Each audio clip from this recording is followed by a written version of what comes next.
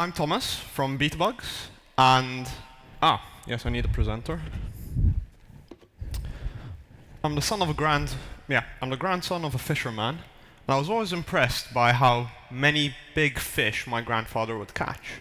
But actually, it's about how many small fish you can catch, because those are what are used to feed pigs, fish, chicken as fish meal. It goes into animal feed.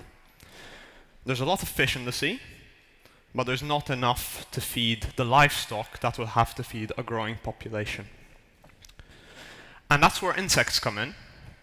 Insects can be used as a source of protein for feeding pigs, fish, chickens. But where does breeding come in? It comes in because we see massive increases in productivity through animal breeding. That's a 5-fold increase in milk production in cows over what could be a fairly long timescale. We can breed insects in much shorter timescales. And what does that insect bred for industry look like? And that's where we come in. That's what we're tackling.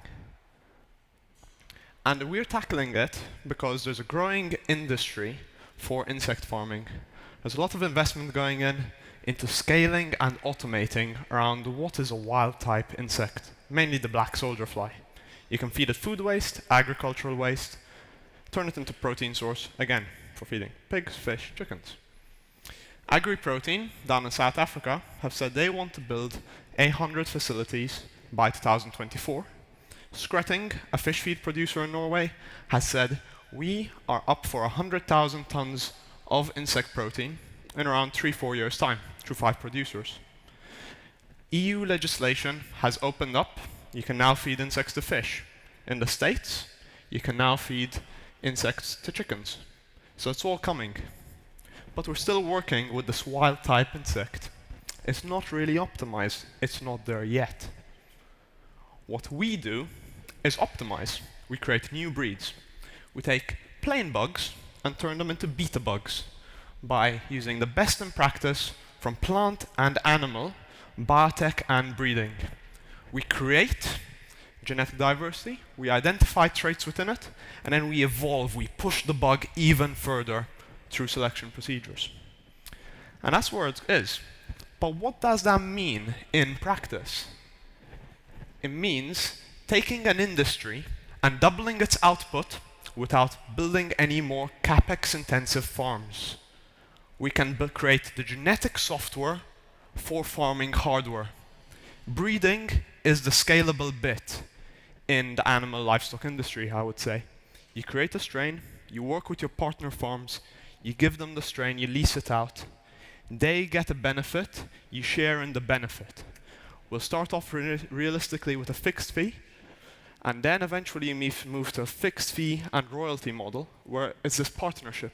You build with the farm, you give them a better gene stock as you go along, they get more profit, more revenue, more productivity, and we build a path together. So that's where we're going. And as a team, we've already got a specialist team in place developing a proprietary protocol for creating traits in black soldier fly. And I'm out there building the network that will allow us to commercialize rapidly, because this has to be built along the entire value chain. The breeds we create have to have quality traits for end users and quantity traits, Evonik for example, and quantity traits for the farmers. And yes, I would say what we're doing here within Beatbugs is building the genetic foundation for a whole bioeconomy. And that bioeconomy won't just feed animals, it will feed us, and it will supply us with biomaterials, biomolecules, and high-value chemicals along with the proteins that we will need and our livestock. And eventually, there will be more fish in the sea as well. Thank you.